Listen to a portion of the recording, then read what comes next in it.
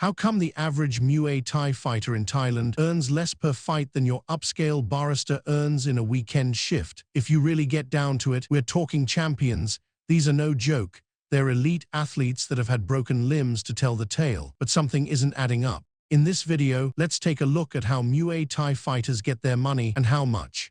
At the top level, such as in Bangkok's Lumpini stage, the Muay Thai fighters earn 60,000 Thai baht per prize fight. But do they see all 61,000 baht notes? Barely. The gym takes their cut first. After that, the fighter pockets roughly 20,000 baht. This is for a champion fight in the top class in Thailand. As a domestic fight, some pay can be higher, where spectators filling seats of paying tickets, brand sponsorships, and other promotions can aid in the prize money. Now go further down the card. Non-champion fighters at local stadiums. They're earning 10,000 to 15,000 baht a fight. What about the foreign fighters, packed their bags, trained in Thailand, and now competing against the big dogs of the sport? Some pay a few thousand baht notes, pretty small in price but large in experience. They have to pay their way, food and shelter, plane ticket and visa.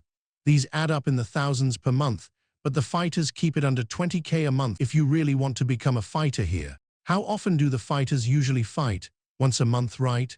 Well, in order for his contract to stay valid, it can be weekly, which adds up when the strikes hit hard. Injuries and bruising need to take time to heal, where sometimes the fighter doesn't have much of. For the Muay Thai gyms to make money with the fighters, the gyms sign up with affiliated rings and organizations that are varying across the country. Some broadcast in their local region, some on national television and media, and the international fight organizations that are streamed globally. So really the pay varies, but mostly it's a steep cut in the cake for the gym, who houses, feeds, mentors, trains, and takes the management role of the fighter, even promotes them in the media and through sponsorship deals. Shouldn't fighters be happy then?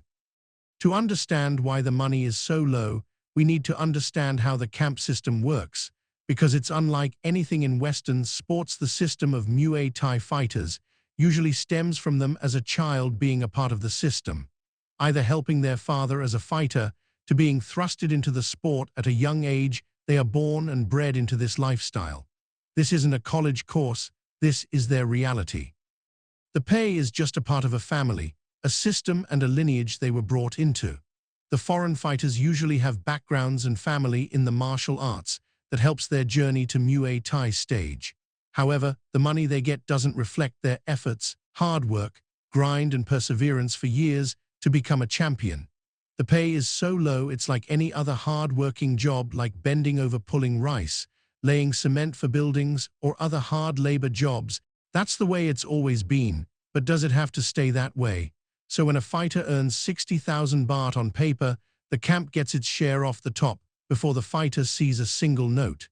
These aren't kids from wealthy families who have options. Many come from rural poverty with no formal education and no backup plan. The real singer is the camps rely on tourism also for their revenue, as well as stacking the chips in their favor when each of their Muay Thai fighters steps into the ring. But what happens when there's no tourists, or run dry on ways to market their prize athletes? 2020 rolled around, shocked the world and changed everything we once knew. The fighters who relied on fight earnings, well, there's no tourists, so where's the money?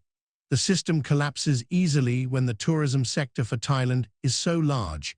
So what happened to the best, most polished fighters when they have no money? How do they get their income and survive when the rings close down? Let's take a closer look at what's usually happening.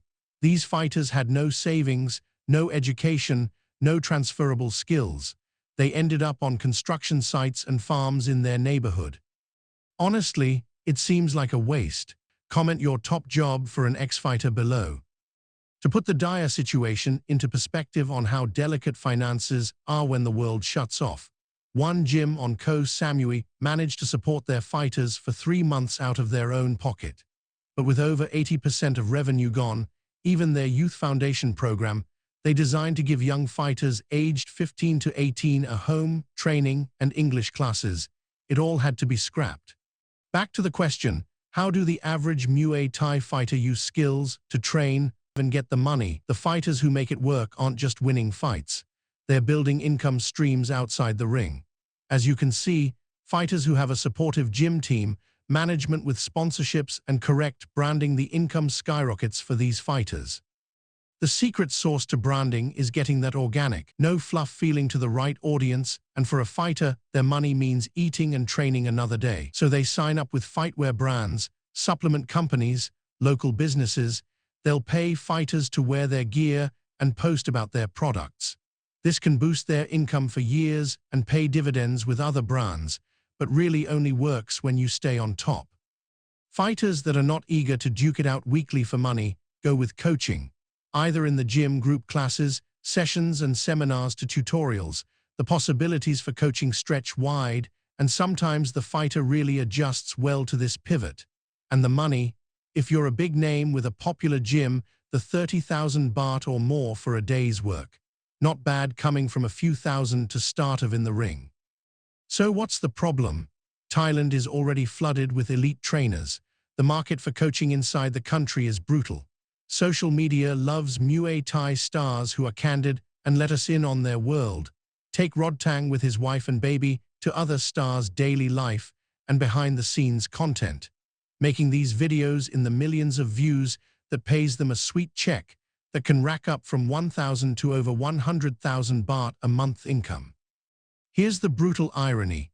The sport was born in Thailand. The best fighters in the world are Thai. And yet the money, the real money, is everywhere except Thailand.